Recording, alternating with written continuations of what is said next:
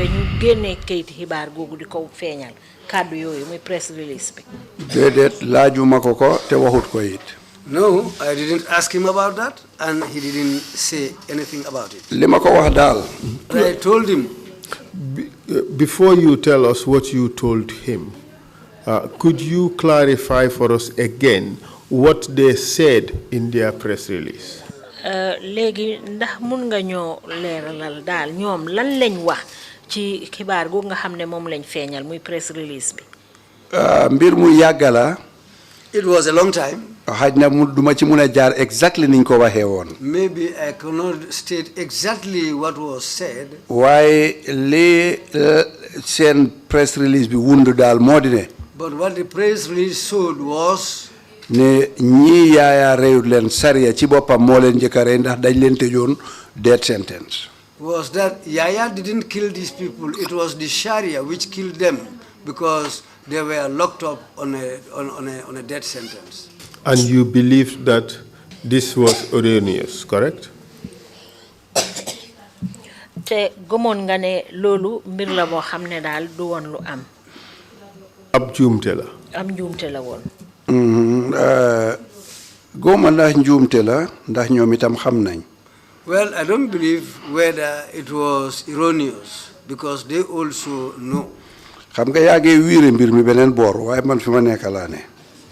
You are going round about the thing, but me, I'm standing at the same place. Man li ma wax mooy.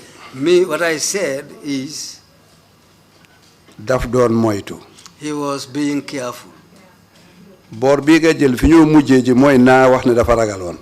What we are leading to is that so that I can say that he was afraid. déedéet waxuma loolu man. li ma gëm mooy. dootuñ dafa yóbbu.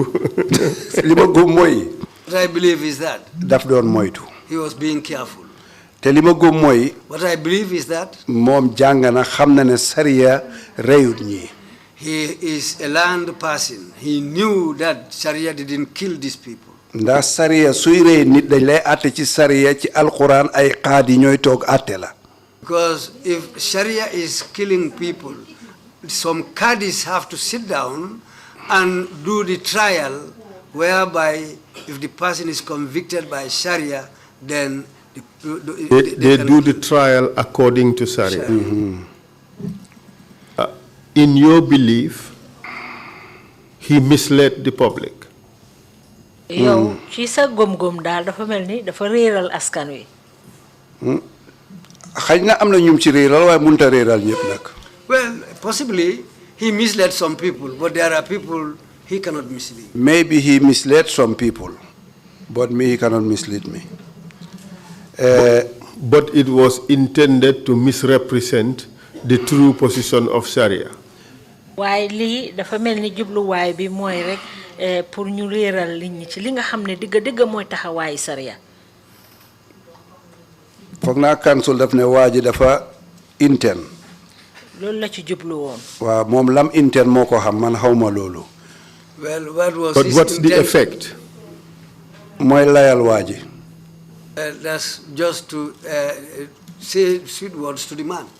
What? Say sweet words to the man, or No, to lie in favor. in favor. That's it. To lie in favor of the man.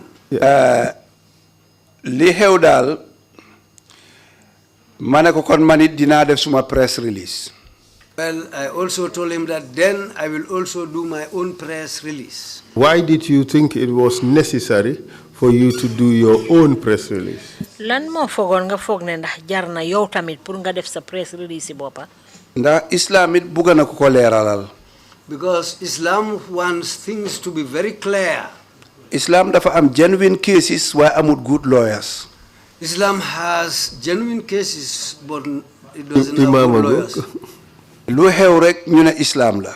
Whatever happens, they say it's Islam. fekk yu ci bari du islam. And in many cases, it is not Islam. looloo taxoon ma dem man itam ma def press release. That's why I also went and I also did a press release. ci suma press release. In my press release, ma wone ne waa ji fi mu ne nii rey na gaa yi ba pare. I showed that, well, the man has killed these people already. ana luy njëriñ li. What is the use now? lu yàq der. just to spoil the name, his yàqaturi réew mi. and to spoil the country's name. Yeah, Imam. We have looked it up. Fortunately, it's been found a report in Fox News, and it reads as follows. Yeah, Imam. Léegi seet nañ ba gis ci xibaar bu bàyyeekoo Fox News te lii lañ ci wax. Ne Gambia, Islamic Council supports execution. Ne ci biir réewi Gambia Supreme Islamic Council ñoom ànd nañ ci rey nit. It says the highest Islamic body has endorsed President Yahya Jammeh's recent decision to execute 9 death row inmates.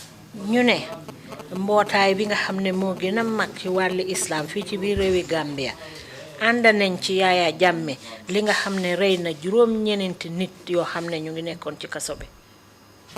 And it ended up, okay, let me just read a little bit more. It says the executions on August 24th sparked widespread condemnation around the world.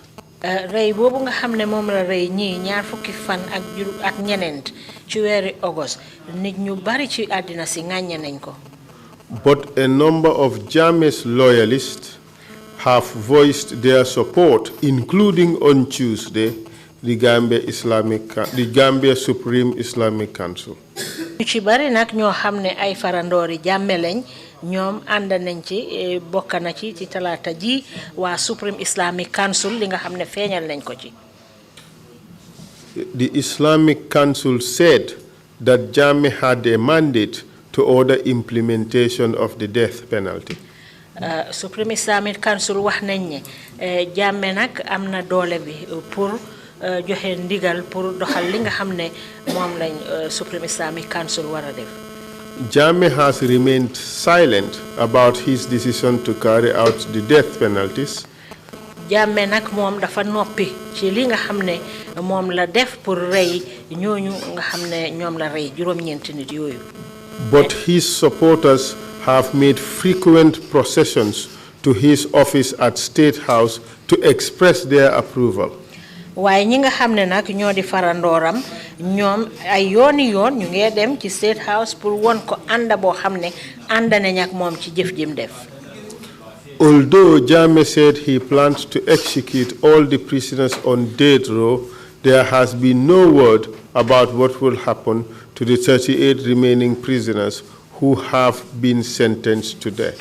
dëgg la nag Jammeh waxoon na ne ñeneen ñi fa des yépp te tëj leen ne dañ leen war a rey dina leen rey waaye nag amul yenn kàddu yoo xam ne jëmale nañ ko ci fanweer ak juróom-ñetti nit yi nga xam ne ñu ngi leen tëj ci kaso bi jamono boobu.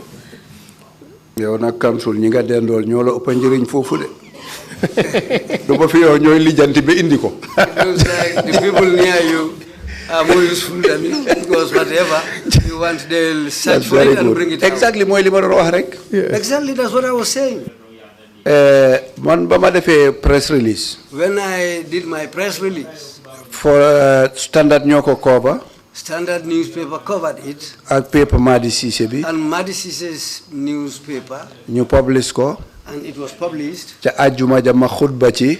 And I did a sermon about it on Friday. ma wone ne execution bi du yoon du islam du diine te warut. I said that execution was not right.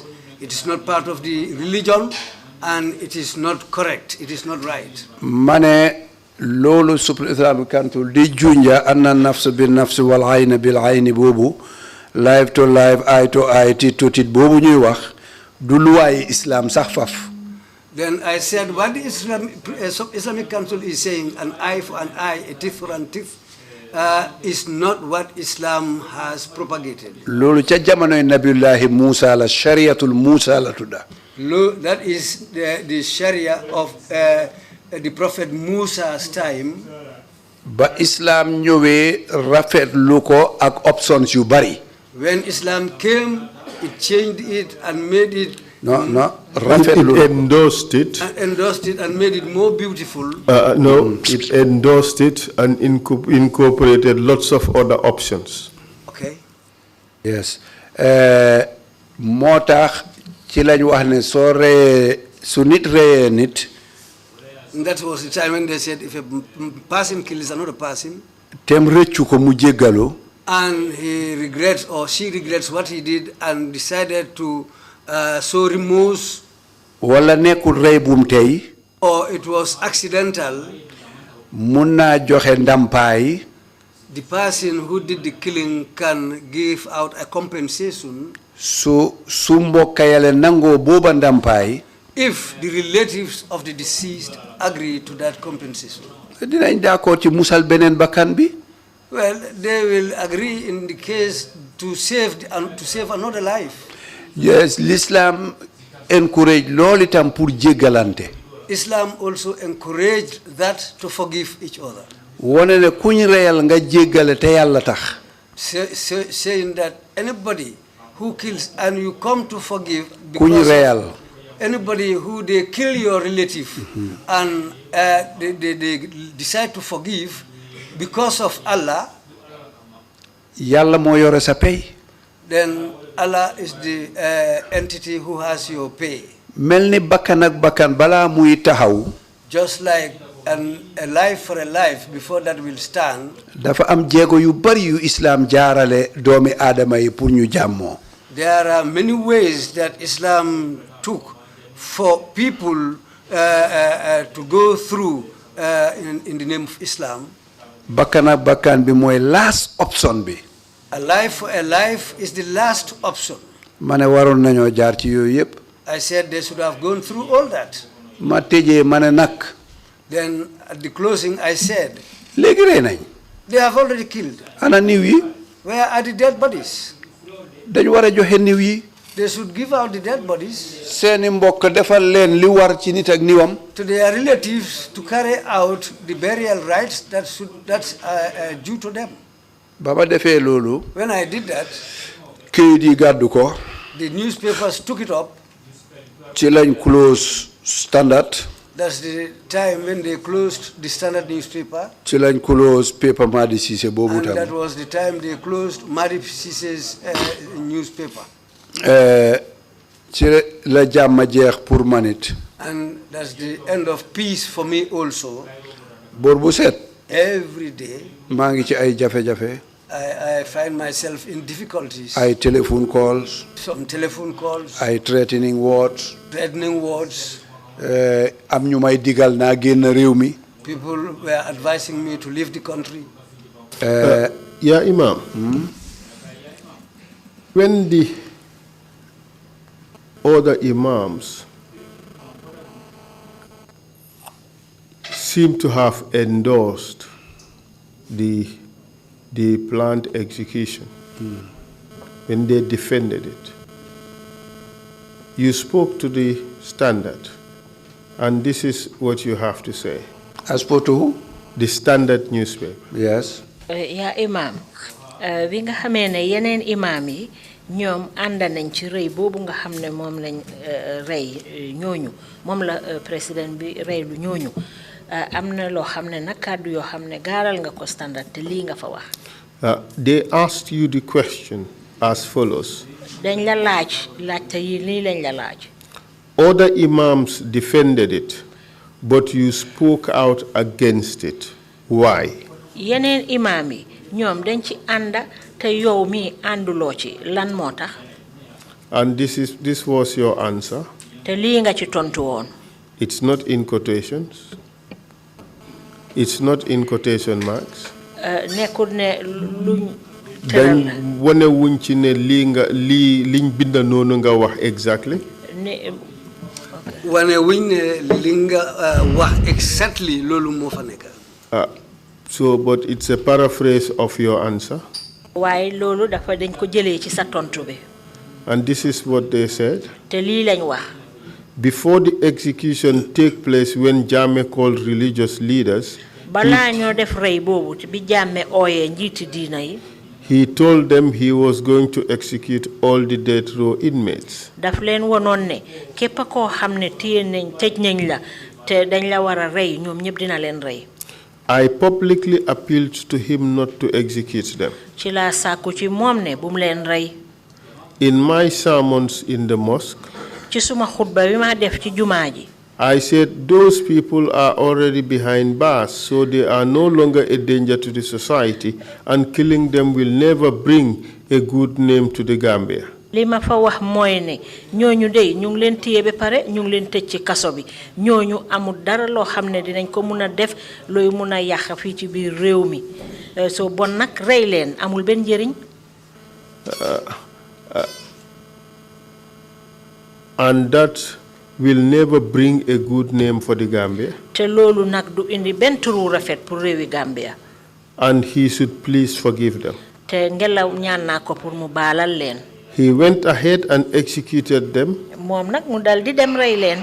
And after 3 days, I saw a press release from Gambia Supreme Islamic Council. Gannaaw ñetti fan rek gannaaw loolu ma gis kayit boo xam ne Gambia Supreme Islamic Council ñoo ko binda. And in that press release, they said Yaya hadn't killed anybody. Te ca kayit booba wone nañ ne de Yaya moom reyut kenn. That the killing was Islamical. Ne rey biñ def dañ ko jaarale ci yoonu Islam. Gambia Supreme Islamic Council tried to justify it. Gambia Supreme Islamic Council nag ñu jéem pour wéral loolu. They wanted to take the brand of Islam and just justify the executions. Ñu bëggoon a sukkandiku nag ci wàllu Islam pour wéral rey googu nga xam ne moom la def. I'm not somebody who will keep quiet about these things. Man nag duma nit koo xam ne dinaa noppi waale loolu. I met the president of Gambia Supreme Islamic Council, but I could not convince him because the release was already out. Gisee naa ak ki nga xam ne mooy président bu Supreme Islamic Council waaye nag mënuma wecci xelam ndax fekk na kayit googu génn na ba pare.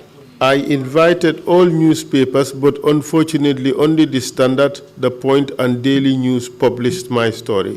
Oyoon naa nag kayiti xibaar yépp waaye nag Standard ak Daily Newspaper ak Point ñoom ñooy ñi nga xam ne ñoo ñëw uyu suma oote bi. When I spoke, I paid the price. waaye nag ba ma waxee moom ci laa fay daal mbir mi ci kàddu yi nga xam ne moom laa joxe woon. It went on to say, ñu continuer nag ci kayit googu di wax ne. It was reported that they asked you to say the Standard misquoted you so that they could pounce on the newspaper and its editors, but you refused. ñu ne ñëw nañ ci yow nag pour nga weddi ne yow yaa wax loolu ci kayiti xibaar boobu bu ko defee nag ñu mun a dal ci kaw kayiti xibaar yi waaye da nga bañ. Is that true? ndax loolu lu am la. You answered as follows. lii nga tontu woon.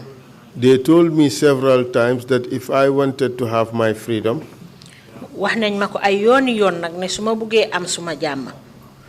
I should tell them I was misquoted. dama leen a wax ne day liñ wax man waxuma ko. I imagine that this was published way after this event. foog naa nag lii nag dañ ko feeñal gannaaw bu xew-xew bi amee ba pare. But the important thing here to learn is that this is what Jammeh said, this is what the Islamic Council said, and this is how you responded to it. waaye li ci am solo liñ ci jàngee mooy ne daal liñ ci feeñal mooy lii la Jammeh wax lii la Supreme Islamic Council wax ak yow tamit lii nga ci wax. Was it like that? noonu la demee. Good. 100%. Council, just a minute. Was that report also from Fox? No, this is from Standard newspaper. Oh, Standard, okay. Yes. Thank you. I think I put that in the record. Yes. Okay. So, yeah, Imam, after that sermon that you gave, after the newspaper, the press release, and the sermon, people started calling you to tell you that you should leave town. Why were they telling you to leave town? Yeah, Imam, gannaaw sa xutba yooyu ak xibaari kayit yi nga xam ne moom lañ feeñal yépp am na ñu la doon digal nag ne nga daw génn réew mi lan a tax ñu la doon wax ne nga daw génn réew mi. dañ xamoon lu ma xamut. Well, they knew something that I didn't know. Which was? loolooy lan. li ma doon yoot. What was creeping towards me. xam nga olof ñu ne. You know, the Wolofs used to say, mag tëdd na seen lu xale bu yéeg gisut. an old man lying down could see something that a child standing cannot see. Suma mag Imam Modou Ka ca Hamdallahi. My elder, Imam Moduka at Hamdallah, di suma bàjjen Rakiba. and my aunt Rakiba, mooy papi Professor Ka. that's Professor Ka's father. su ma daan seeti fajar la dee ñëw. If he wants to come to me, he will always come at Fajar time. boobu dama julli Early ji hours of the morning. dama julli ji fajar ñëw rek fekk mu ngi toog suma bunti kër. I went to pray Fajar and I came back. I found him sitting at my compound's gate. ma ne ko yow xanaa fii nga fanaan. I asked him whether you spent the night here. mu ne ma de niti teeru danga leen a njëlu wala doo leen fa fekka. He said, well, no, people living in the urban areas, you have to go to them early in the morning or you will not meet them there. ma ne ko aksil mu ñëw.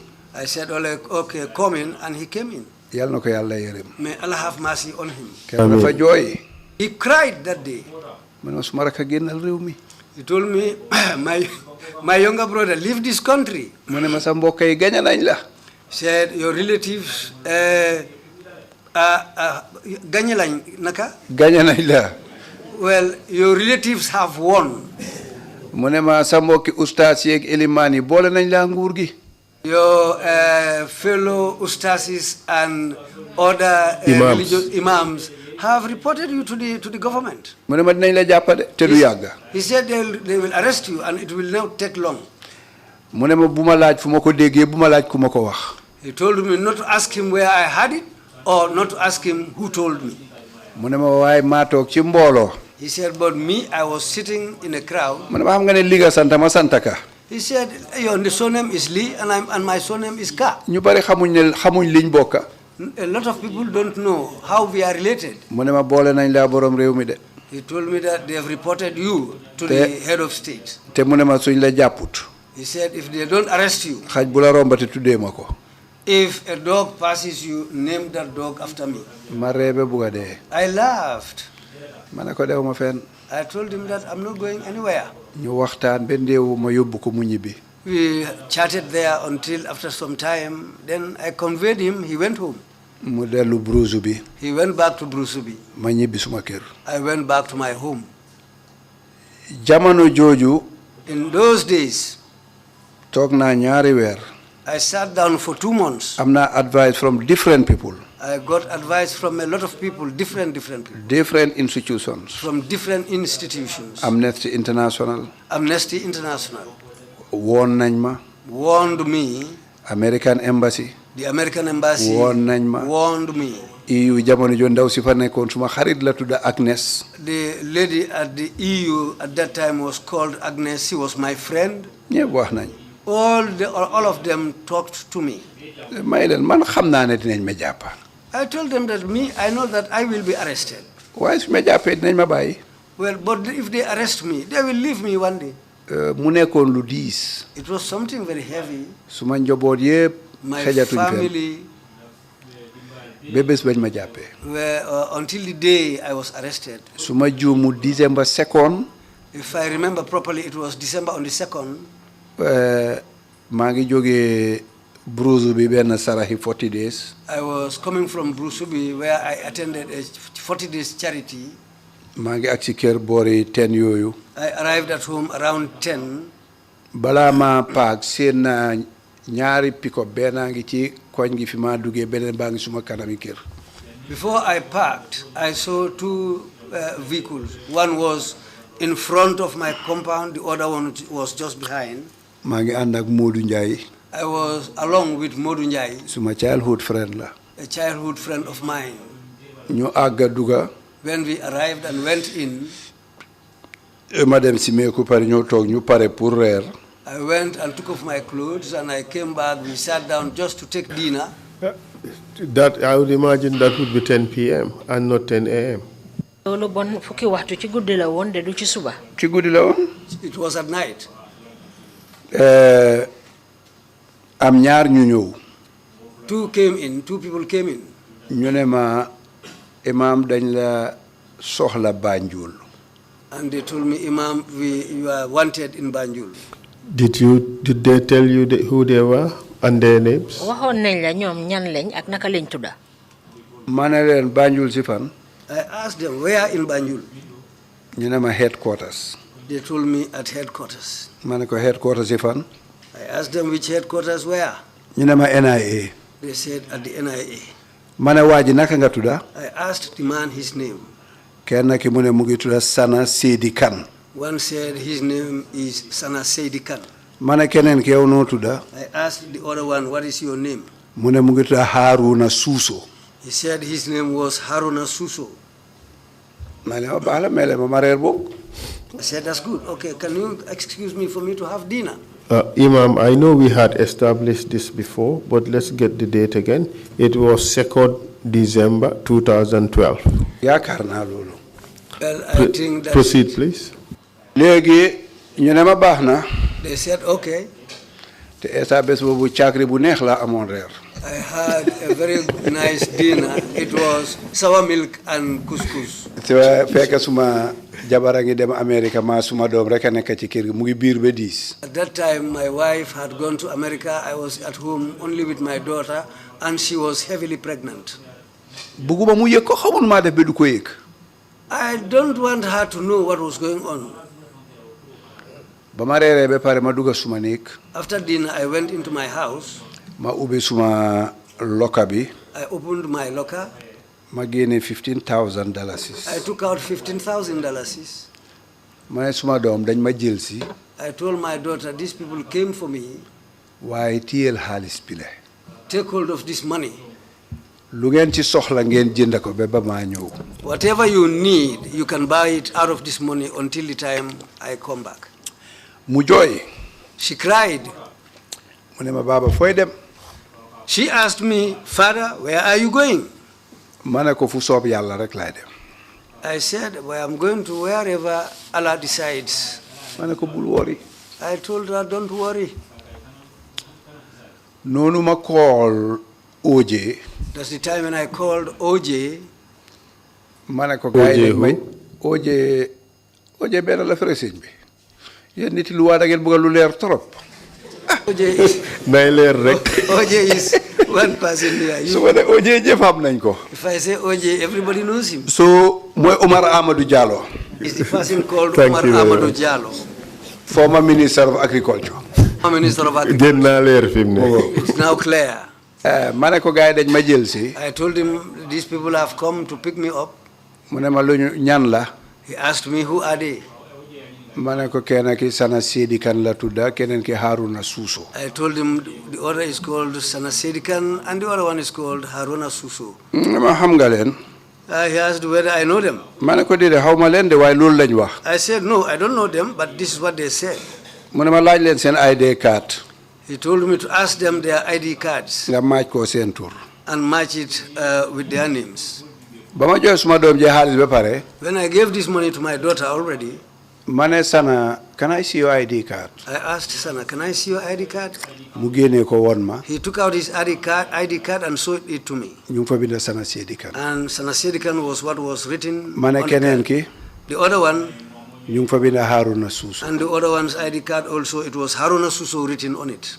noonu ma call Gamco Trap. That's the time when I called Gamco Trap. suñ youth leader bi fa nekkoon muy Omar Diba. The youth leader there at that time was Omar Diba. ma wax ko ko. I told him what's happening. fa ma ko waxee rek. Just as I told him, ci la jokkoo Fatou Nangam Jaw Maane xaw ma nekkoon America time boobu. that's the time he communicated with Fatou Jaumane, who was in America at the time. ak suma benn friend ñu ko Bruce Knott. And a friend of mine called Bruce Knott. nekkoon na deputy American ambassador. He was one time deputy American ambassador here. mu call ko New York. He called that man also in New York, ne ko jàppa nañ Babali. telling him that Babali has been arrested. kooku office am ci UN building bi. His office at the UN building, soo wàccee rek ci nga am Amnesty International. if we just come down the stairs, that's where the office for Amnesty International is located. In or opposite the UN building? No, it's UN tam am nañ foofu office waaye it's opposite the UN building. Second Plaza. Exactly. UN has a place there, but it's opposite the UN building. Second Avenue, I think. Second Avenue. Yéen taalibe tubaab yi xam ngeen réew yooyu.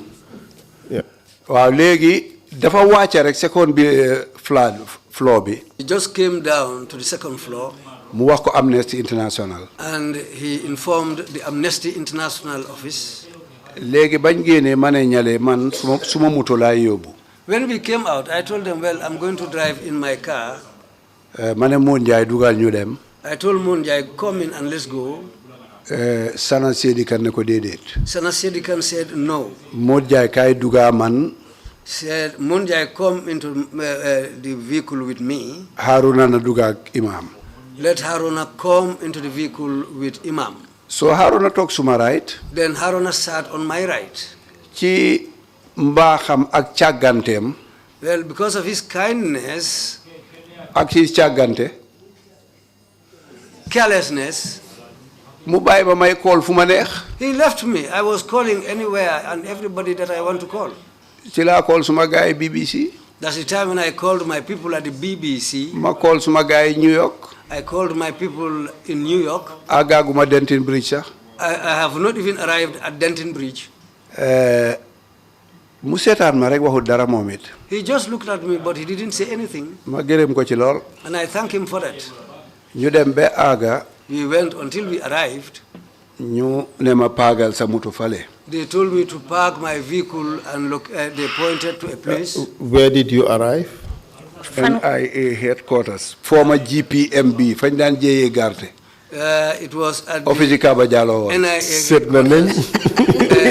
Former office of Kaba Jallow, where GPMB was located. Ak Lamin Juara. And Lamin Juara. You're making me laugh, man. Léegi. Now. Ma gaare suma moto. I parked my vehicle. Ñu escort ma ci seen reception bi. They escorted me to their reception. Ñu palpe ma. Then they searched me. Loolu language ndongo la xam nga ko? Yes. Palpe kañ xam na. Ah kay génne suma wallet, tiki suma montar, lamba suma yépp simmi ma. They took my wallet, my watch and some other things and they took off my clothes. Ñu dugal ma fa ci benn salle bu ndaw.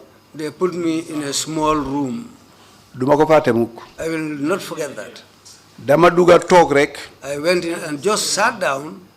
Ñuy tàgge Sëñ Mansour si Tiwaawoon bés boobu la gaañu. That was the time they were announcing the obituary for Mansour Sy in Tiwaawoon. Moo tax duma fàtte Diji Mansour si mukk. He died that day. This is why I will never forget Mansour Sy's death. Ñu téye ma fa ba boori 1 ci guddi. I was there until 1 o'clock, 1 a.m.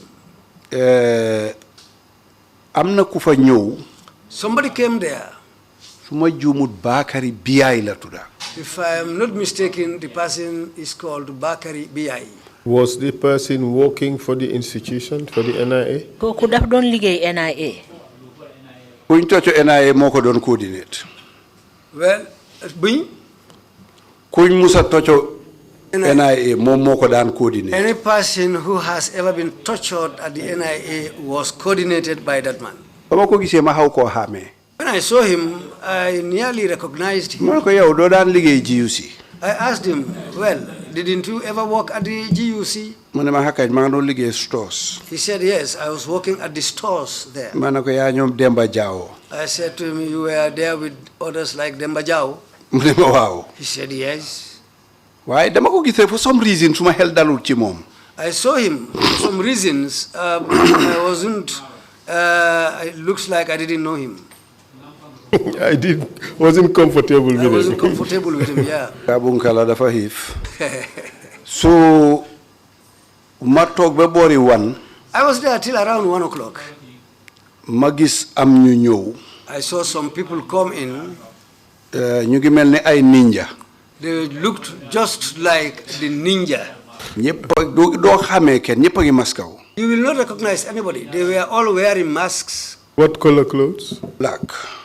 They were wearing black. Mooy ñi ñoo wax black wala jongulasi. They were the people called black or the junglers.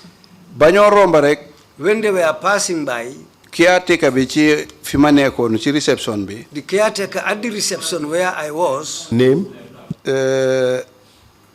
mu ne moom ci boppam Demba Diawo la tudda mu ngi dëkk Talinding. He said his name is Demba Diawo and he was living at Talinding. mu ñëw mu ne ma gars yi ñëw na tey dina métti ci yow. He said and told me, yeah, they have arrived and it will be very hard for you today. mu ne waaye mu ñaan rek loo gis dina jeex. He said, but just bear. Whatever you see will come to an end one day. ma ne ko mooy ñaan. I asked him, who are these people? mu ne ma gisuleen ba ñoo romba. He told me, didn't you see them when they were passing? ma ne ko gis naa leen. I said to him that I have seen them. ma toog rek yàggut. I sat down there just for a short time. moom Demba mu ñëw ubbi bunta bi yóbbu ma ci taax mi ci kaw. And Demba came and opened the door and he took me to the story building upstairs. ba ma àggee ma fekk ñu ngi fay lampa bi ñëpp a ngi toog bëri baa ngi lëndëm ñuul. When I went in there, I found the lights all switched off. The place was dark and they were sitting down. ba ma duggee rek ndeke am na ku laaxu ci bunta bi. When I went in, on the whole somebody was hiding behind the door. dama ñëw ba romba ko rek mu mbéjee ma gannaaw. After I passed him, he came out and slapped me from behind. xam nga mbéjee gannaaw baaraam yi ci but bi la ñoo des. And you know that slaps from behind, usually the fingers come and connect with the eye. moo tax ñu bari seen but yi yaaxu nañ mbéji gannaaw yooyu tax. A lot of people who were tortured there had their eyes spoiled because of damaged because of those backhand slaps. wala ñu ñëw, you know what I mean. Or they will come and give you a double slap on your two ears. When the man slapped me, he spoke to me in English. You calling yourself Imam? He said, you are calling yourself an Imam? I'm not calling myself Imam, but I'm an Imam. I told him, I'm not calling myself an Imam, but I am an Imam. Here is Oga before God. He told me, here it is Oga before God. Here is Oga before God. He said, here it is Oga before God. Okay. I said, okay. Why dinga xeti sangara si dafa upa? But the smell of alcohol was overwhelming. Ñu commencé di ma dóor. And that's the time they started beating me up. Simmi ma ba ma set ni ma suma yaay juree woon. They stripped me naked like how I was born. Amut boor buñ ma dóoree wut. And there was nowhere on my body where they didn't beat me. Di kick.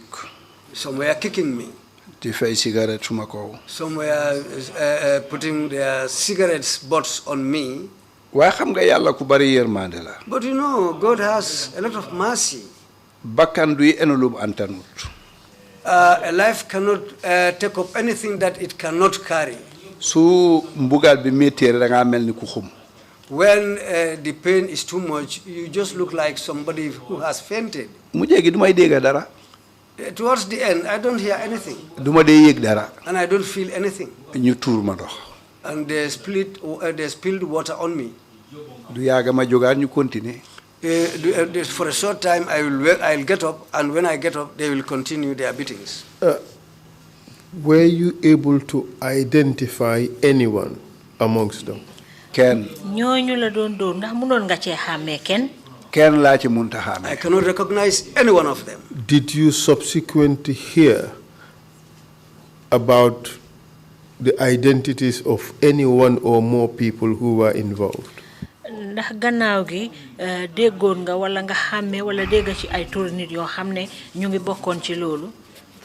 Waaw am na bu yàggul tukki na. Yes, not long ago I traveled. maa ngi seetaan TRRC bi. I was looking at the TRRC sitting. Funnily enough, waa ji ak suma mag ñoo bokk turandoor mu ngi tudd moom itam Umar Amadou Diallo. Funnily, the man has the same name as my brother. He also is called Omar Amadou Diallo. moo waxal boppam mu ne moom bokk na ci ñi ma doon tocco. He himself stated that he was among the people who were beating me, who were torturing me. This one was Oya and not OJ. Oya, exactly. Oya la. This one is the man called Oya.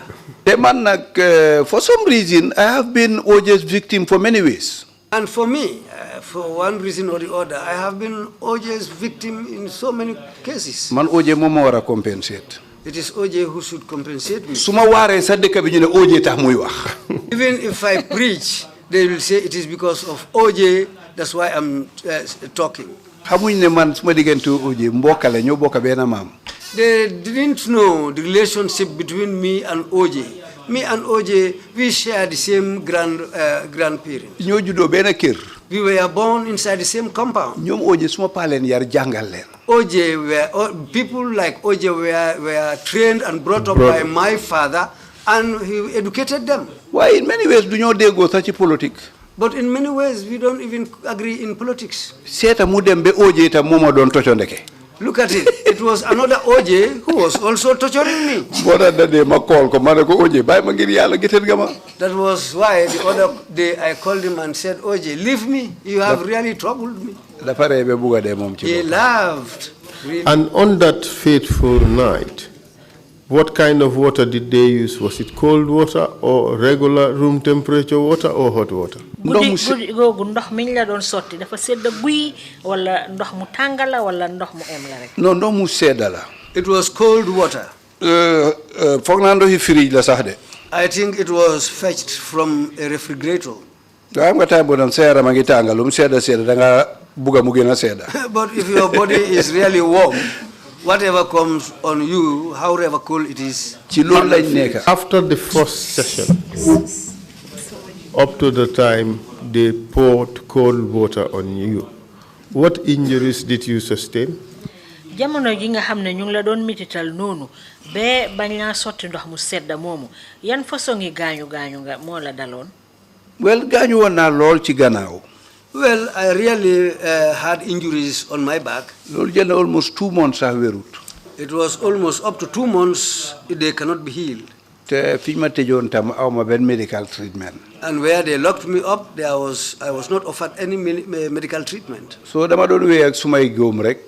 I was just there with my wounds. And flies coming on after me. For months. So you had lacerations on your back? Wow, I'm not. I don't know. Yes, I don't know, but those lacerations, the marks should be there up to now. And after they poured water on you, did they stop torturing you? Gannaaw buñ soté ndox mu sédda wo mu ci sa ko be paré nak bayyi won nañ door yi la doon door. Bayyi nañ tuuti. They stopped for a while. Waaye ba nga xamé ne jóg naa. But when I recovered and got up, ci lañ door di ma laaj lutax man ma bañ Yaya Jammeh. That's the time they started asking me why I hated Yaya Jammeh. May leen dama bañ Yaya Jammeh. I said to them, did I hate Yaya Jammeh? ñu ma dang ko bañ yow xanaa yow kenn nekk ilimaan ci dëkk bi. They said, yes, you hate him. Are you the only imam in this country? Ndax yow da nga bëggoon yaa gën a mun a jàng ñoom Ablaye Fati. Or you want to say that you are more learned than Ablaye Fati? Ndax da nga bëggoon yaa gën a ragal yàlla ñoom Lamin Touré façon question yi lañ ma doon. Or you want to say that you are more God-fearing than Lamin Touré? Those are the type of questions they were asking me. Lu tax ngay lu xew rek yow yaa dee wax. Whatever happens, you are the person who will talk about it. ñu dooraat. And they started again. dama dooraat. They started beating me. ci loolu lañ nekk def nañ ko ñetti yoon. They did that to me up to 3 times. How many people were involved in beating you? ñaata nit ñoo la doon door? bari woon nañ demoon nañ ba juróom-ñaari nit daal lu mu tuuti tuuti. Well, they were a little bit many. They went up to 7 people, however small they may be. Did they use any tools or instruments to beat you? Ban jëfandu lañ doon jëfoo pour di la ko dóoree? ñu ngi amee woon ay cable. They were having some cables. ñi léegi amee ay yar. Some of them had sticks. am na koo xam ne mu ngi amee lu mel ni chain cycle ni waaye moo gën a sew chain cycle. One of them was there, he was having something like a bicycle chain, but it is a little bit smaller than a bicycle chain. So ñu loolu def nañ ko ñetti session ci benn bés bi. They did these 3 sessions in one day. ci lañ ma fa bàyyi dem. That's the time they left me there and went away. Apart from injuries to your back, did you sustain any other injuries on that day? gannaaw gaañu yooyu nga amoon ci sa gannaaw bi ndax am na yeneen gaañu yoo xam ne am nga ko sa yaram bés boobu. déedéet. No. So when they left, did they give you back your clothes? léegi bañ la mititalee noonu ba dem ndax delloo nañ la sa yére yi nga soloon. déedéet dañ ko fa bàyyi ki ñoo wax Demba Jaawo di caretaker. They left it there. The caretaker called Demba Jao. moo ñëw dimbale ma.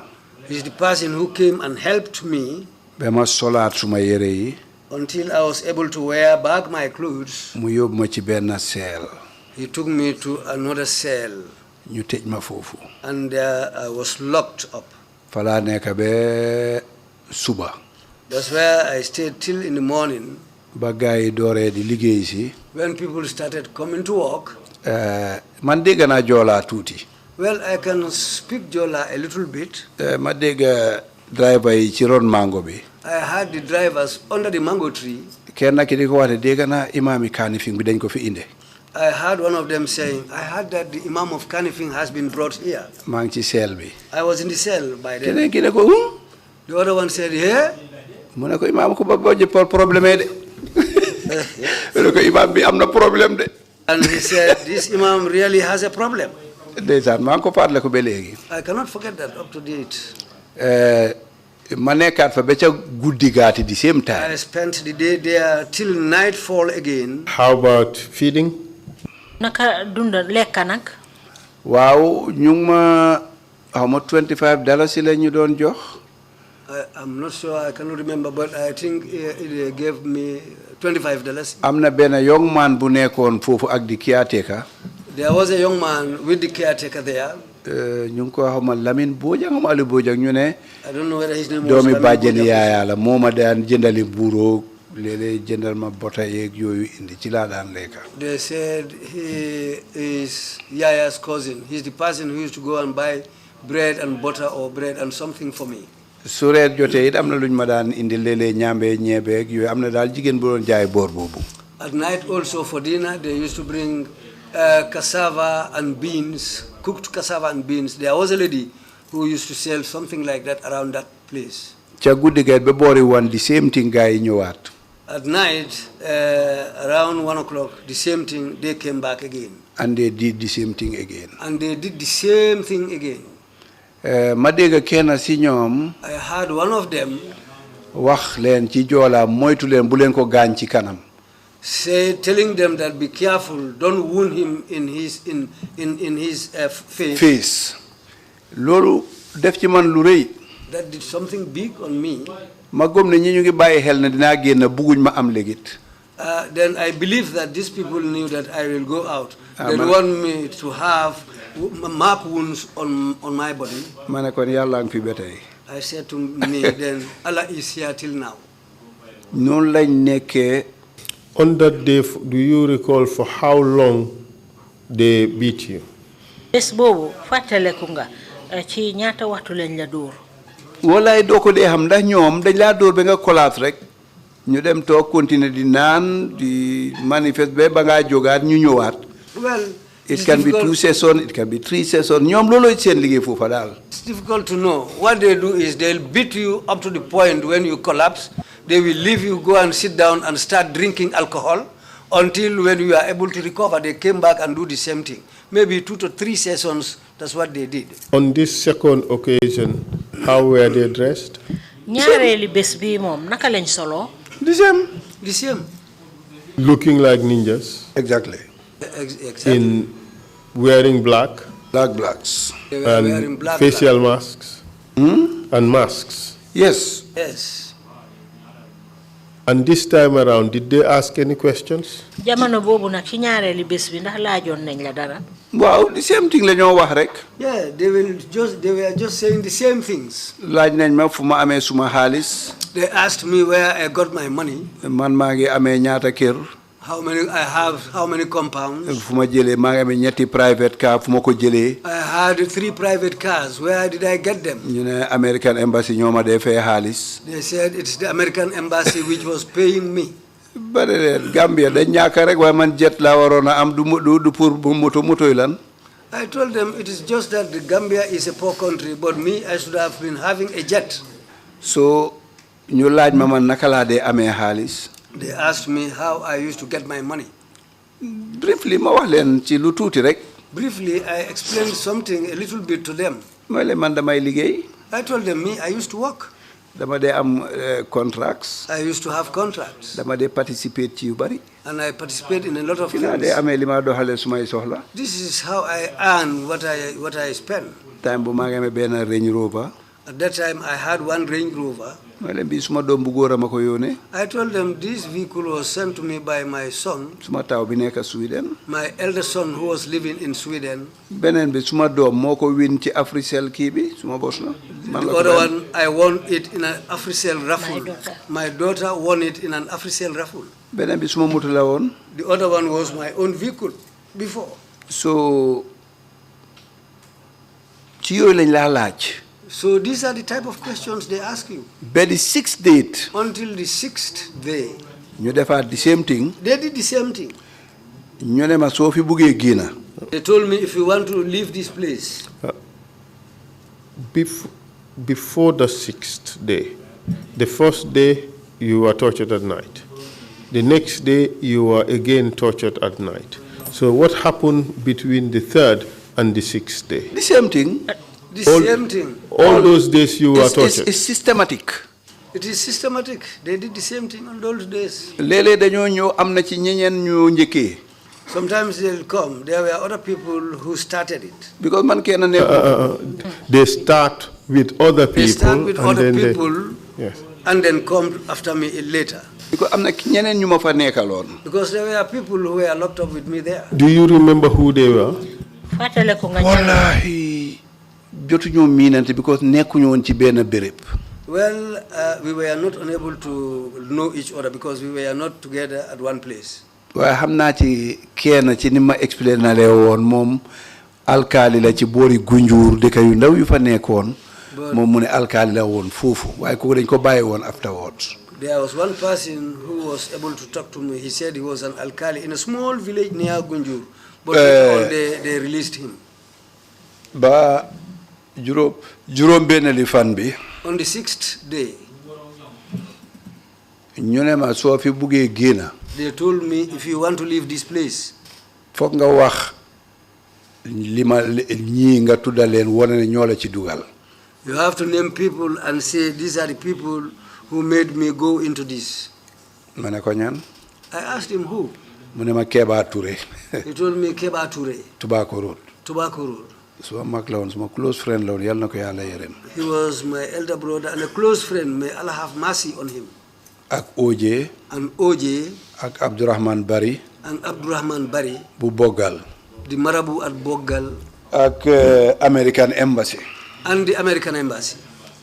So in a sense you're telling us that they were trying to force you to implicate or fabricate stories against those individuals you have just named. exactly. ngi mel ni Yes. te may la loolu mënuma ko ndax amut. I told them I cannot do that because that didn't happen. yëf yi gën a métti rek. It became worse. ba fi ma toog mooy di second day. Where I sat down on the second day, ci suba. in the morning, oo nañ ma yóbbu na ma ci benn office. they called me and took me to one office. ma fekk fa ku ñëw wa Sukuta itit Jawara. mu doon liggéey NIA naka tudd Sukuta Jamme. Yes, I found somebody there called Sukuta Jamme. He was working. moo ma doon interrogate like. He was interrogating me, di ma laaj. asking me, lan nga wax. what did you say? lan nga def. What have you done? ma ne ko suma samoon si yëpp ñu ngi ci cassette si. I told him all my summons are in cassettes. mu indi newspaper li gars yi binda. He brought the newspaper, what they wrote. mu seet yëpp. He looked at all that. Keba Touré boobu moo dem suma kër jël one of my cassettes. It was that Keba Touré who went to my home and took up one of those cassettes. exactly bi ma wax about the death penalty about the death execution. Exactly where I talked about the execution of the people. mu indil ko Sukuta. He brought it for Sukuta. ba Sukuta bindee report am ba pare. When Sukuta wrote his report until he finished, Sukuta asoma li su àggee ci big man rek nañ la bàyyi dañ ko mislead understandul li xew. Sukuta assured me that when this written document reaches the big man, they will release you. There is a misunderstanding. Ma ne ko man duñ ma bàyyee noonu. I told him, they will not release me like that. waaye Sukuta moom defoon na li mun. But Sukuta tried what he can pour ñu bàyyi ma. so that they can release me. Were you in fact released on that day? Bés boobu lañ la bàyyi. Déedéet. No. Was there any point when there was an attempt to release you and you got arrested immediately thereafter? amoon na benn jamono boo xam ne pare woon nañ pour bàyyi la waaye ci taxawaay bi rek ñu arrestaat la. waaw di third day. Yes, the third day. oo nañ ma ne ma tey dañ laa bàyyi. They called me and told me that you will be released today. ma sol suma yére ba pare. I wore my clothes until I was ready. ñu jox ma sumay kayit yëpp. They gave me back my papers. ñu jaarale ma bunti gannaaw. They took me through the back door. ba ma génnee. When I went out, jaakaarloo physical planning board yi. I stood there facing the physical planning. di dem pour ñibbi. I was going to go home. ma ne waa ji suma caabi moto bi suma moto baa ngi fi. I told the man, my vehicle keys are here. My vehicle is here. mu ne ma bàyyi ko fi ba ëllëg nga jël si ko. He said, no, leave it here till tomorrow. You can come for it. ma dem ba génn rek. I went until I went out. daje yeneen ñaari gentleman. That's where I met two gentlemen. ñu arrestaat ma. And I was arrested there again. dugalaatee ma bunti kanam bi. And they brought me back through the front door. and ci laa gëj a gis biti nag. That's when I missed to see outside. ñu continuer toco bi. And they continued their torturing. ak seen laajte yooyu. And their questioning. ba juróom-ñeneenteeli fan bi. Until it was on the 9th day. So it means to say you were being tortured 9 days continuously. tobuñ ci benn bés. They didn't skip even a day. musuñ koo skip. They never skipped a day. te yëpp nag Bakary Biaye boobu. And all is that Bakary Biaye. ak somebody Gomez waaye dégg naa kooku gaañu na mile 2 xaw ma something like that. And somebody called Gomez, but I heard that he died at mile 2, something like that. kooku moo doon bossi Bakary. He was Bakary's boss. ñoo ko daan coordinate. They were the coordinators. so ma jógee ci loolu. When I got out of that. Do you know the identities of the two gentlemen who arrested you? ñaar ñooñu nga taseeloon bañ arrestaat la ndax xam nga leen ñan la. gis nga man maa ngi amee benn weakness. Me, I have one witness. su ma dajee yow ëllëg ci mbedd mi man duma la xàmmee. loolu ku ne xamee nga ma ko. If I meet with you tomorrow, I will not recognize the person. man foog ma miin la lool xam la soog laa mun a xàmmee am very weak ci wàlli xàmmee. Me, I have to know you very well so that when we meet again, I can recognize you. But my problem is to recognize people. su ma noppay mooy li baax lu ma dégg moom duma ko fàtteeti. My ears are very good. Whatever I hear, I will not forget it again. waaye xàmmee nit yombeewu ma. But to recognize people is difficult. waaye dat Haruna Suso. But that Haruna Suso. papaam. His father. ñu ngi ko doon Baba Suso. He's called Baba Suso. ku munoon a kooraa la. He was a very good kora player. Keba Touré bi ma laa wax nii. The Keba Touré, I'm telling you. daanaka moo ko fayal school fees am ba mu jeexal. He paid school fees for that Keba Suso up to the end of his schooling. Haruna Suso. Haruna. Keba Touré moo amee woon baayam daanaka. Keba Touré was having his father was staying with Keba Touré. ak seen famille yëpp. And his whole family. Keba Touré was taking care of his father and the entire family. So the day 9th, foofu laa bëgg a wax nag tuuti rek. And the 9th day, that's where I want to say something. te ngeen bàyyi ma dem baa ma daw. I told them either you leave me or I run away.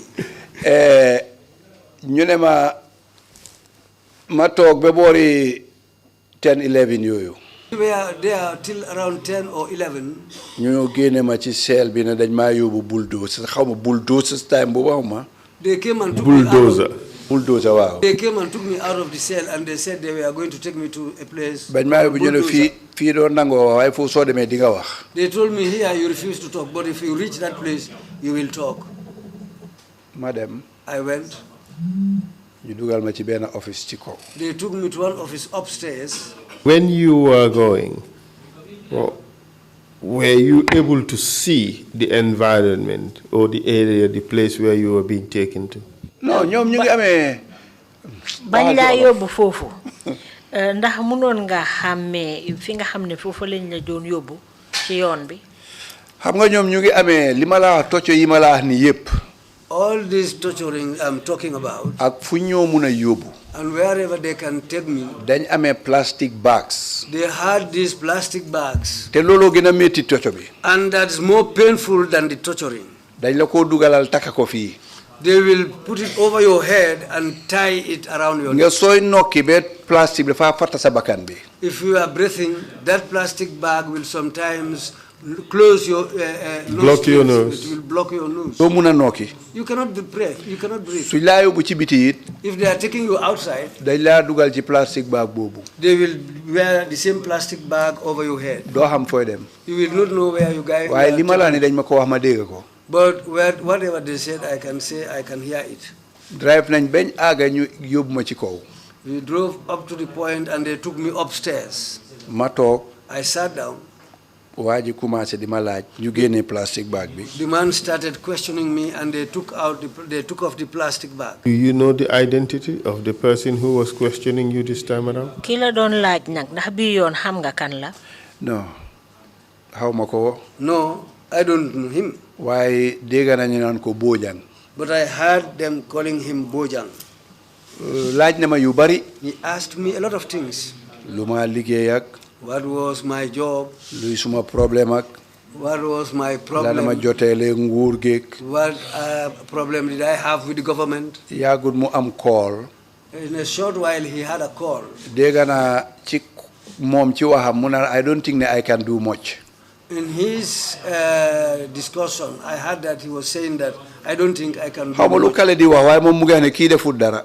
I don't know what the other one at the end of the telephone was saying, but he said, he went up to the point saying that this man didn't do anything. ba mu paree ñu génnewaat ma. When he was ready, they took me out. ñu dugalaat ma ci moto bi. They put me back inside the vehicle. This time around, the plastic bag, was it also put over your head or not? Yes. Yes, they put the bag over my head. ñu waral ma lu yàgga. They took me around for a long time. xaw ma fu ñoo dem. I didn't know where we were going. demoon naa one time foogoon naa ne Janjanbureh lañ maa yóbbu sax. I knew at one point, it was so long that I thought that they were taking me to Janjanbureh. at the end ñu yóbbu ma ci benn béréb xaw ma fa. At the end, they took me to one place which I didn't know. jël suma bagage yéppati. They took all my belongings again. ñu dugal ma foofu benn seel. They put me inside a cell there. ñu ne ma fii mooy Bambadinka fii ngaa deeyee. They told me this place is called Bambadinka. You will die here. But before or at around the 9th day of torture, did you experience a new and different type of torture? waaw dama topp foofu.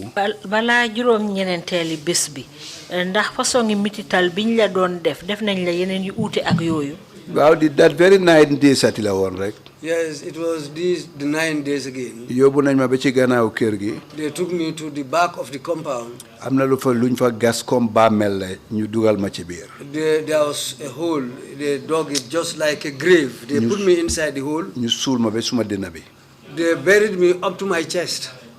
ak seen maska yi. With their masks. ñu ne ma tey soo waxut. They told me today, if you don't talk, tey la laa suul jeexal ci. we will just bury you and finish with you.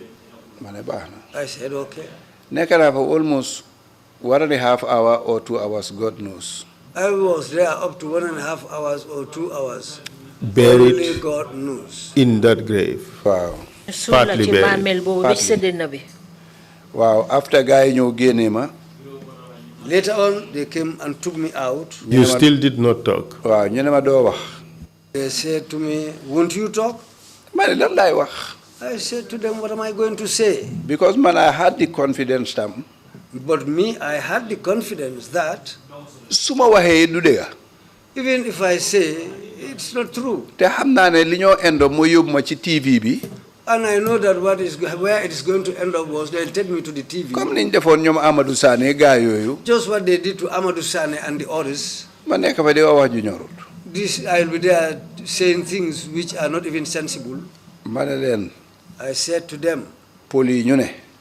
The Fulas say, Bone burata baba mai. It was like, yes, there will be no worse thing like the father is dead. Ndate dépasse amut garaw na way bu bay dundé mën nako lijanti way ba budé. If there is no fish money, well, it will be bad. But if the father is dead, it will be worse. Man dama decide on ne duma wax dara. I have already decided that I will not say anything. Tay defuma dara. Because I didn't do anything. Légui ñu yobuma. Then they took me. Bañ ma dugalé ci fofu ñu ne moy Bamba Dinka. When they took me to the place they called Bamba Dinka, how mon fan la. I didn't know where it was. Wa ma jappane pour sori la. But me, I thought that it was a far-flung place. Ma tok be bori fajar. I was there till in the early hours of the morning, the time for the first prayers. Ma déggan nodda bi. I heard the muezzin calling. Nodda bi muy suma noddi juma. It was the call of my mosque. Seeni Mbay, Seet Mbay. Sheikh Mbay. Seet Mbay. Seet Mbay. Seet Mbay. Moo doon suma noddakat time boobu. He used to be the muezzin caller for me at the time. Ma ne ñi suma bunti kër lañ ma indi. I said, well, these people brought me to my compound's gate. Ci laa soog di reconcile boor yi. That's the time I became used to the area. Ma seet. I started reconciling, you know. Ma seet kaso bi. I looked at the prison. Ma realize fa ay binda yoo xam ne. I saw some writings there. Ndeke Dr. Scarlett Jane moo ko hand over ci man. On the whole, it was Dr. Scarlett Jane. Fala Dr. Scarlett Jane nekkoon. That's where Dr. Scarlett Jane was incarcerated. Ndeke fala Boto Construction tam nekkoon. On the whole, that was the same place where Boto Construction was also incarcerated. Ndeke Bamba Dinka bere bu ponkal yu bari jaar la. On the whole, Bamba Dinka was a place where a lot of big men passed through. Ma ne waaw léegi xaaral ma jël suma wàlla man it. I said, okay, let me also take my share. And you took your share for how long? Nga jël sa wàlla ci ban diir? Def naa fa juróomi weer ak fukki fan ak juróom ñaari fan ak juróomi waxtu. I spent 5 months there. Ak ñaata fan? 17. 17 days. And 10 hours. And 10 hours. Juróom. And 5 hours. Wow. And you call that your halwa? Waaw loolu xalwa la woon. Boobu nga ooyee ko ne xalwa daal nga duggoon. Waaw ndax. Yes, because. Xam nga dama am benn waay juma naw lool. I had one man, Bulal Naka. Kuma naw. I admire. Somebody who admired me very well. Whom I admire. Whom you admired very well. Very well. Okay. Ñoko Abdul Hamidu Kiski. He's called Abdul Hamid Kiski. Egyptian la. Egyptian. Mune julit pire. He said a real pure Muslim. Kasom ci dënnam bi la ne. His prison is on his chest. Su defee lu bon. If he does something bad. Suñ ko jàppee jàppuñ ko xam na ko. If they arrest him or not, he's not arrested, he knows it. Te conscience am dina ko bugg di yar. And his conscience will continue to discipline him. Waaye su defut dara. But if he didn't do anything. Uppa ko doole tax ñu tooñ ko. Then just because he's powerless, that's why they did that to him. Yàlla koy wéttali. It is Allah who will be his companion. Te loolu mooy dëgga. And that's what's true. So for you, being detained at just one prison was you were being accompanied by God? Yeah. Yeah. Xam nga ndimbal li ma Yàlla defal tam. You know the help that Allah did for me. Jàng alxuraan lu baax la. Learning the Quran or reading the Quran is very good. Bañ ma fa tiyee Yàlla dafa fa boole benn boy joola mu bugal ma boppam. When I was incarcerated there was a Jola boy who really liked me. Ñu ngi ko Bakary Koli tuuti mu ñàkk a liggéeyam. He's called Bakary Koli. He nearly lost his job. Fexe na ba smoogul benn kaamil indil ma ko. He tried by all means and brought one camel for me. Loolu dafa ma dimbale torop. That really helped me. may read suratu Yusuf. I continued reading Surah Yusuf. Dama foone ndimbali Yàlla la woon. I said it was help from Allah. Nit ñee doon jaaxle ci man. People were worried about me ak njaboot gi. and the family. waaye man maa ngi jàppoon ne Yusuf moo fi nekk rek. But I just took it that it was Yusuf who was with me. man maa ngi jàpp ne maa Yusuf. I took it that I was Yusuf. maa ngi jàppoon ne Yaaya mooy Firawna ak jabar ji rek. I just took it like Yaya was the Pharaoh of Pharaoh and his wife. So saa wu ma eewoo rek dama daan eewoo njàmbaarte ak cawarte. Whenever I wake up, I used to wake up with bravery and I feel active. te prison officer itam. And the prison officers there. am na ci ñu baax. There are some good people amongst them. ca suba sa. In the morning. dama ne Bora Koli moo nekk mile 2. It was Bora Koli who was at mile 2. xam nga suñ tiyee kilifa yóbbu. When they arrest big men and take them there. da ngaa dégg prison warder yi naan we have a big fish. The prison warders will say we have a big fish. Because ñun tam ñoo daan nekk seen dépasse foofu. Because we are the people who used to be their fish money there. yu bare dee xew ci kaso bi. A lot of things happen in that prison. waaye yàlla leen umpa yéen. But may it be hidden from you people. Yeah, Bora Koli ñëw a tiimam bu rëy. Bora Koli came with a big team. ñu ñëw ubbi Bambadinka génnee ma ci. They came and opened Bambadinka and took me out. ñu nuyuwantee man. We exchanged greetings. Bora ne ma bul wori. Bora told me, don't worry. fii ku nekk jaar na fi. A lot of people passed through mu mel ni there. ku ma waar. Just like somebody who was preaching me. mu ne ma te bu soobee yàlla du yàgga di nga génn. And he said, by the grace of Allah, very soon you will live here.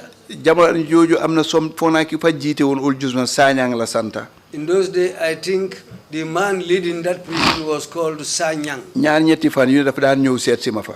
Every 2-3 days he will come and he will come and visit me. waaye ñeneen ñu ndaw yi ñeme ñoo ñëw boor yooyu. But the junior ones don't have the daring mind to come around there. li ma daan wéetali foofu daal. What used to help me there mooy yooyeeg weñ yeeg melentaan yi. is the mosquitoes and the ants and the flies. te ci suuf. And on the ground, amuñu woon amul dara luñ fa lal. there was nothing spread. dañ fa def comme gravel pour nga doo mun a comfortable doo mun a tëdda. It was constructed with gravel, like it was rough. Was it constructed with gravel or gravel was just thrown there? dañ ko ci jóor rek.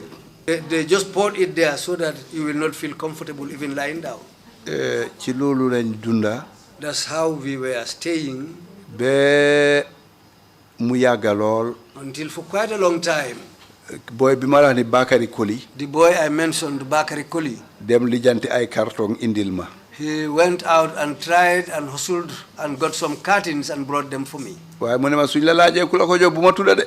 He told me, if they ask you who brought these things for you, don't call my name. ma ne ko baax na. I said, okay. ci loolu laa dunda. That's how I was staying there. ba juróomi weer yi mut. Until after 5 months. métti woon na torop. It was really hard. How about the food? lekka bi nag naka la meloon. lekk bi bonoon na lool. The food was very poor, very bad. doo xam naka la sax. You will not even know what kind of food it is. waaye ko xiif xamut lu naxari. But a hungry man doesn't know what is not tasteful. ci first 2-3 days yi mënuma koo lekka.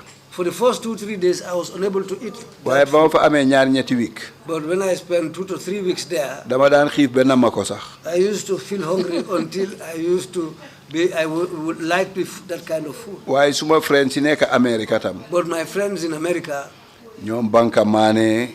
people like Banka Mane, ñoom Musa Jeng. For some reason raise nañ fa funds. For some reason they raised some funds. ba bés ma toog rek. Till one day I was sitting down. am ku ñëw ne ma. There was somebody who came and told me, Imam xam nga Banka Maane. Imam, do you know Banka Mane? dana ko déedéet. I said no. kuy Banka Maane. Who is Banka Mane? mu ne ma Imam man maa ngi tudda konte xaw ma Moodu konte xaw ma mu ne man xamuloo ma man sa friend la friend ñoom Banka la. He told me, you don't know that me, I am your friend because I am Banka's friend. ma ne ko pour man maa ngi jàpp ne yow NIA nga Well, I told him that, well, I thought that you were an NIA, you are a bad man. Munema did it. He said, no. Why hard think about bankamane dina ñëwaat. He said, but wait, think about bankamane, I'll come back. Mu dem ba ci kanam. He went up to some time. Ba boori 4 yu mu ñëwaat. Till around 4, he came back. Munema ba tey xamuloo kuy bankamane. He said, up to now, you don't know who is bankamane. Ma ne ko xam naa ko lu xew. I said, I know him, what's wrong? Mu ngi America. He's in America. Munema daf la yónnee xaalis. He said, he sent some money for you. Maa ngi amee xaalis bi. And I have that money. Mu ne nga wax loo ci bugga. He said, tell me what you want out of that money. ñoom ñu ne. They said, soo buggee ñu yóbbu government court. if you want, we can sue the government to court. soo buggee ñu jëlal la lawyer fii. So if you want, we can acquire the services of a lawyer. soo buggee. If you want, xaalis bi nga seet noo koo def. you just see what we are going to use the money for. waaye yónnee nañ about $25,000. But he sent about $25,000 to you. fekk ci kaso bi foofu. By then, in the prison there, soo amee dara tuuti nga dukku waañ bi. if you have something and bribe people in the kitchen, dinañ la beral loo. they will prepare something good for you. amoon na suma benn jerbaat ñu ngi ko fàtti ñu ko Ibrahima Diallo. I had a nephew who was arrested and placed there, Ibrahima Diallo. moom moo ñoom Scarlett Jane lañ téyendooroon. He was arrested along with Scarlett Jane.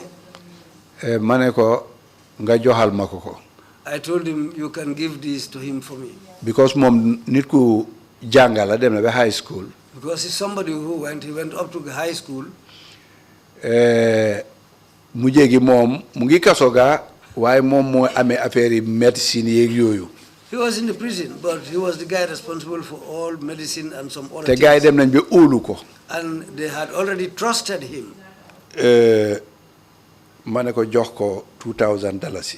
I said, give this man $2,000 mu joxel ma ko ci kitchen bi.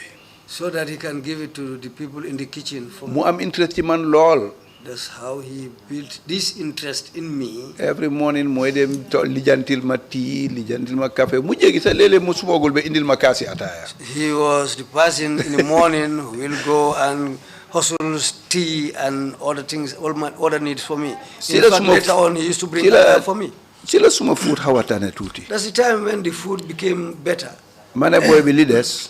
I asked the boy, what is remaining? ci xaalis bi. In the morning. ma ne ko may naa la $2,000. I told him, okay, you can also take $2,000. li des nga dem Standard Chartered Bank suma doomam fa doon liggéey. I said the remaining balance, go to Standard Chartered Bank. I have a son working there. nga laajte A daughter. nga laajte Mariam Lee. And ask for Mariam Lee. nga jox ko ko. And give the money to her. mu ne ma baax na. He said yes. moom itam mu def exactly noonu. He also did exactly as I told him. But apart from that, let's talk about the services of a lawyer. Were you ever given the opportunity to consult a lawyer? gannaaw loolu nag ñu wax ci mbiri lawyer ndax am na yenn jamono joo xam ne nangul nañ la na pour nga jël lawyer. man dañ ma adoptoon. Me, I was adopted. téyewuñ ma ba mayel ñoom nanguwuñu woon ne ñu ngi ma téye sax. They even didn't agree that I was arrested. the whole perception ak ñoom impression bi ñu wone woon. The impression and the whole perception that they showed outside. ñoom ñu ne xamuñ fi ma nekk ñoom itam ñu ngi maa ut. They said that they didn't know where I was. They were also looking for me. moo tax boo ko seetloo Foroyaa newspaper. That's why if you look at it, Foroyaa newspaper. jamono jooju paper bu génn ñu ngi laajte where is Imam Babali. In those days, whatever edition they publish, they ask, where is Babali? Imam, what do you make of this situation where you were released through one gate, rearrested and brought back in through another gate? Imam, naka nga gisee jamono joo xam ne ñu ngi la bàyyi woon jaarale la ci benn bunta di la arrestat jaarale la ci beneen bunta naka nga gisee loolu. waaw xam nga dañ doon jéem a sàmmoo luwaay 72 hours bi ci li ma jàpp man. Well, they were trying to play the game of saying somebody arrested shouldn't be more than 72 hours in custody without charges. Could it also be interpreted that they just wanted to give the impression that you may have been arrested, but you were since released. They don't know anything about you again.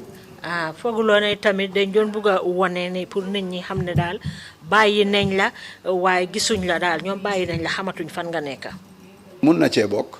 Well, that could also be part of it. So, since you never saw a lawyer, and since they were denying that you were in custody, we take it that your family was never informed that you were under arrest. Ka ñom nanguwuñ woon nga jël lawyer te sax ñu ngi doon weddi sax ne ñoom ñoo la jàpp fooguloo ne bon mun nañ koo jàppee daal ne sa mbokk yi xamuñ woon fan nga nekk. Waaw waaye xam nga dama am ñetti nit and they were very instrumental ci suma jàpp bi. Yes, you know, I had 3 people who were very instrumental in my arrest. Mainly OJ Halifa Sallah. Mainly OJ and Halifa Sallah. Ak Aïssatou Touré. And Aïssatou Touré. ñi suba bëccëg ngoon xam nañ fu ma nekk. These people, in the morning, in the afternoon, they used to know where I was. Te suma boy bi ma la wax ne. And the boy Bakari Koli bi ma la wax. And the boy I named Bakari Koli, who was helping me. Dimbale na ma be. He helped me up to the point. Ma amoon fa suma mobile bopp. I had my own mobile there with me. Can you imagine? Can you imagine? Dama daan call fu ma neex. I used to call wherever I want to call. Amna bés. There was a day. Ma toog 1 week gisuma Bakari. I was there for 1 week. I didn't see Bakari. Ma ne Bakari lu xew. I said, Bakari, what has happened? Ndeke social media bi Freedom Radio bu Pandari. On the whole, the social media, Freedom Radio of Pandari. ñoom siiwal nañ ne Baba ngi amee téléphone fu daf dee call America. They published the news that I was having a telephone. I am making calls. In fact, I used to call up to America. You were compromised, wasn't it? Wow. Te mu doon dégga it nag. And it was true. Bakari mi dem di ñëw na dégga news bi. Bakari, who used to go and come, had the news. Te moma indil téléphone bi. And he was the guy who brought that telephone for me. Am naa mu ragalen su liggéey see mun nañ koo téye. And he became afraid, thinking that if he comes to work, they will arrest him. Waaye li Yàlla def bés bi mu liggéey see. But what God does, the day that he came to work, gars yi fekk ñu ngi plan pour ñëw sàcc suma seel bi. That was the day they planned to come and search my cell. Waaye Yàlla du cuune. Why God is man not... xawma ci dara. I didn't know anything about it. Fi ma teg suma téléphone bi. Where I placed my telephone. Bañ fogee bunta bi Bakari amee caabi ji. When they knocked on my door, it was Bakari who had the key. Moo ubbi. He opened the door. Rek mu seen moom moo njëkk a jël téye téléphone bi. He came in and just picked up the telephone. Ah, gars yi di ut. They decided to search. Ki ut su dencee nag du neex a gis di. The man looking for an object, if he decides to hide it, nobody will see it. ñu ut besoon a gisuñ dara. They looked and searched everywhere. They didn't see anything. Kenn si ñoom ne ma danga fi amee téléphone. One of them told me that you have a telephone here. Ah, ma ne ko waa génnee ko. I said, well, take it out.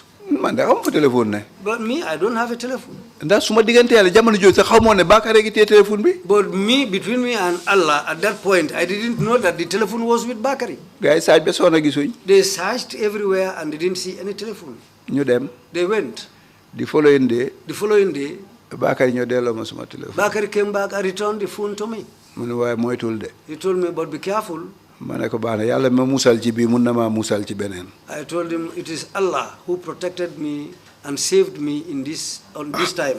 How did you feel being in pre-trial detention for 5 months, 10 days, 17 days and 5 hours? Lan nga yëg ci ñu jàppala lu tollu ci juróomi weer fukki fan ak ñaar ak juróomi waxtu yoo xam ne ñu ngi la fa teg te àtteeguñ la. And bearing in mind all the torture that you went through, how do you feel about all that? xalaat tamit mitital gi nga xam ne yëpp moom lañ la def loo yëgoon jamono boobu. Isa man su ma la waxee dëgg man nekkatuma fa woon. Isa, if I can tell you the truth, I was not there then. Man. For some reason, am na lu ma gëmoon daal. For a reason, there was something that I believed in. Te pour man maa ngi doon dunda bu sell. And for me, I was having a very good living. te xam ne foofu da place bu xat boobu. And I knew that that tight place, lépp suma lépp fa la ne. everything for me was there. Suma sanguwaay, suma toilet, falay sango, falay nane, falay fanane, lépp. My toilet, my bath, my shower, and everything was there with me. That's where I used to eat and drink. waaye yàlla aar ma rek. But I was protected by Allah. boppa sax musuma faa métti. Even a headache, I didn't suffer it from there. benn ma génne. Until when I came out. How did it feel when you first arrived at... No, let's talk about your coming out of detention. Tell us how it happened. ñëw nag ci gannaaw boo xamee ne bàyyi nañ la naka la xewee. daf ma njëkk a ñëwee ni génta. Well, it looked to me initially like a dream. dama ñëw rek gis suma papa ci génta bi mu ngi ànd ak benn góor gu moo xam ne moo xawoon na suut suma papa. In the dream, I saw my father coming with somebody else. sama papa ne ma sa maama la jël si tey da ngaa dem. My father told me that it's your grandfather who came for you. Today you are going. ca suba sa ma oo officer bi. In the morning, I called the officer. ma ne ko léegi ma génn de. I told him I will soon leave. mu ne ma loolu lay ñaan yàlla manit di. He said, that's what I'm praying to Allah for. mu ne ma yow en nga ci ñun. He told me that you are a burden on us. mu ne ma NIA ak ñu toppa. He told me the NIA are after us. President's office ak ñu toppa. President's office is after us. àddina saak ñu ŋànka. The whole world is... yow soo demee moo ñu gënal de.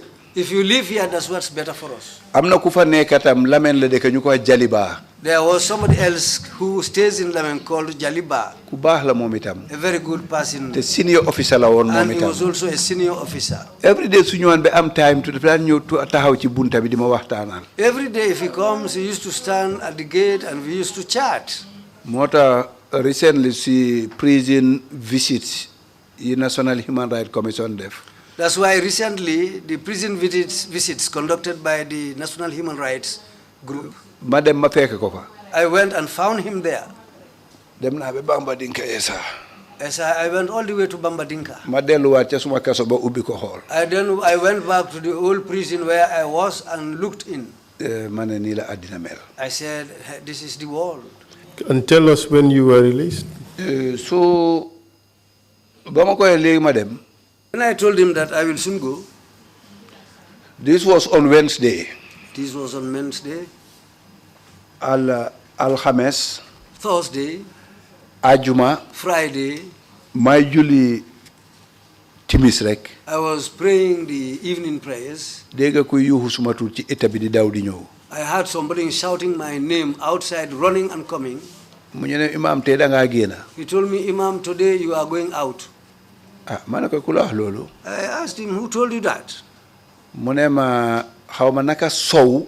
He said something so. xaw ma Pa Mendi la wax or Pa Gomez something like that jël si nañ la. He said, Pa Mendi or something, Gomez have come to collect you. da ngaa dem gisi président.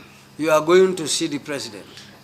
ka président du ma gis du ma ko gis. I said, the president will not see me and I will not see him. so ñu ne ma paagal sa bagage. They told me, pack up your things, pack up your things. ma paak. I packed. sumay bagage. I packed my belongings. li des. What was left there, ma may ko ñi ma fa bàyyi. I gave it to people who are staying behind. ma dem ñu eb ma ci moto ñu nga dem Banjul. Then we went and boarded a vehicle and we were going towards Banjul. ñu dem ba àgga ci office yi then Secretary General Njogu Lamin Ba. We went up to the Secretary General's office, Njogu Lamin Ba. Njogu papaam suma cousin la sort of. Njogu's father was my cousin. mu ne ma papa président moo ne ma receival la ko. He said, Father, President said, let me receive you on his behalf. ma ne ko war loo def loolu luy du baax ci yow du la jik. I told him, you shouldn't have done this. It will not be favorable to you. ma ne ko bàyyil mu receival ma boppam. I told him, leave him to receive me by himself. Imam Thierno kaa ngi toog. Imam Chernoka was sitting there. Lamine Touré. Lamine Islamic Council. Supreme Islamic Council. Aliou Mbodj. Aliou Mbodj. Representing which organization? Ban mbootaay lañ fa teewaloon.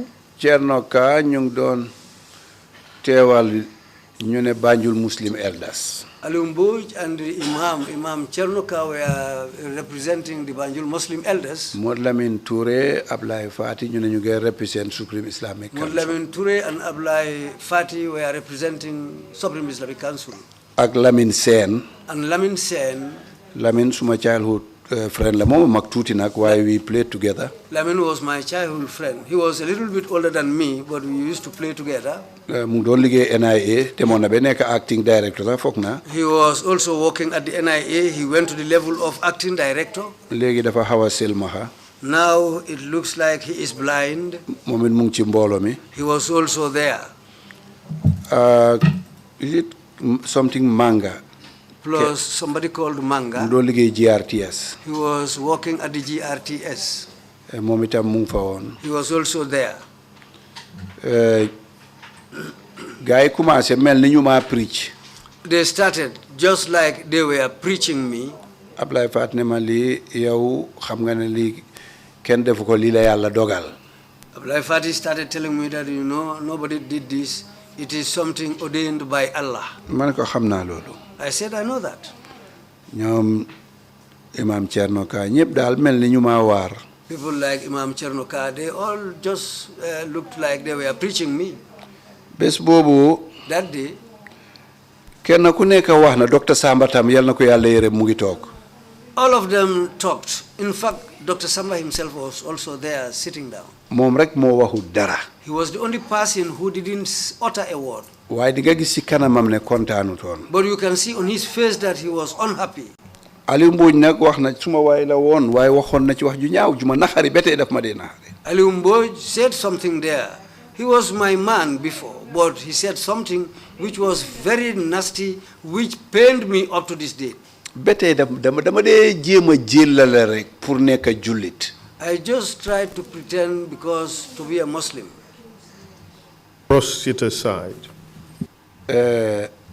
mu ne ma Imam Baba. He said, Imam Baba. yow xam nga ne. You know that. ku war a gërëm Yaya Jammeh nga. You should praise Yaya Jammeh.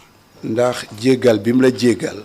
Because the forgiveness he has done for you. yow xam nga ne Angleterre ñoo fi ëpp démocratie. You know that United Kingdom is the leading democratic country.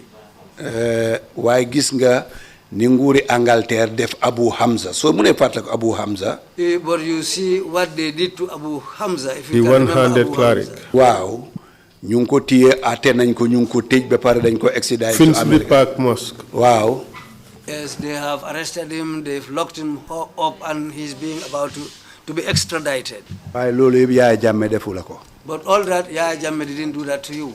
ñoom ñëpp ñu ne dama war a gërëm Yaya Jammeh. They all said that I should thank Yaya Jammeh. may leen dëgg yéen a bari caaxaan. I said, really, you people are jokers. man ma gërëm Yaya Jammeh. Me to pray to thank Yaya Jammeh? ma bañ. I refused. wax nañ ba sonna. They talked ma ne up duma to ko what gërëm I duma said, ko no. ñaan duma ko ñaanal. I will not thank him. I will not beg him. I will not even pray for him too. yàggul GRTS ak seen crew. Shortly, GRTS arrived with their crew. record liñ bugg a record ñoom. They recorded what they want to record. moo tax boo seetloo su ñoo wax ne Imam Baba lii la wax. If you look at it and where they said that Imam Babali said this, dañ dee domp suma kàddu man. they dump my words ñoom ñuy wax. and they are the people who were talking. su dee Imam Baba lay wax kay bàyyil mu wax rek. If it is Babali who should talk, they should have left me to waaye talk. jamono jooju noonu lañ ko doon defee. But in those days, that's how they They were falsified the news. Is that what they said? exactly ñu ne man gërëm naa Yaya Jammeh kontaan naa ci li ma bàyyi nangam li ma defoon du ma ko defati moom mooy wax ci làmmiñam waaye man gannaaw maa wax nañ bàyyi ma wax rek. Yes, they said things by themselves, saying that I have praised and thanked Yaya Jammeh and a lot and things like that. Which I didn't After all you have gone through, how do you feel today? loolu nga xam ne yépp moom nga jànku wanteel nag loo yëg tey ji. wel dama feel ne métti woon na waaye lu baax la ci man. I felt that it was really painful, but it was something good for me. ndax jaar-jaar yooyu tax Babali nekk Babali tey. Because of those happenings are the things that made me Babali of today. yàqal na ma lu bari tam. Well, it destroyed a lot of things for me. suma njaboot tasaaroo nañ. My family disintegrated. yu bari dal na ma ci. A lot of things happened to me there. waaye gëm bi ma gëmoon tam. But the belief I had in me. nangu woon naa reality bi. I took the reality. ma dellu classe di jàngi. I went back to class to educate myself. di jàng xam-xam. Trying to acquire more knowledge. di jàng jamono it. Learning about the generation. xam ne dina jeex. Thinking that it will come to an end. te loolu it soo ko seetloo. And if you look at all that. bokk na ci li tax. It was part of why. ma nekk ci 2013. In 2013. the recipient of the award. I received an award. The human rights defendants. Human rights defendant. yooyu yëpp ay jaar-jaar la rek. All those things are things that I went through. Are you prepared to forgive, Mr. Imam Babali? Imam, ndax pare nga nag pour jéggale? well xam nga. Well, you know. pare naa lool pour jéggale. I am really ready to forgive. ci ku jéggalu. To somebody who has repented. Oya Jegaluna, Oya did ask for forgiveness? Oya jéggaluwut. Oya didn't ask for forgiveness. jéggalu. To dafa ask am yoon. for forgiveness has a way. nga ñëw fii toog rek jéggal leen ma maa ngi jéggalu ngeen baalal ma ngi dafa yomba. Coming and sitting down saying that I am appealing to you, forgive me, is very easy. su fekkee yéen loolu ngeen a jàppee jéggale. If that's what you people take as forgiveness, wala nguur gi loolu lañ jàppee jéggalu. or the government, that's what it's taking as forgiveness. bu ngeen boo la ngeen wekki ko. If that's the truth, dismantle whatever it is. never again bale. Never again. génnee leen ko kon. Take it off. jéggale alxuraan daf ko jàngale ak jéggalu. To forgive is taught by the Al-Quran how to forgive. te ñun xam nañ naka la.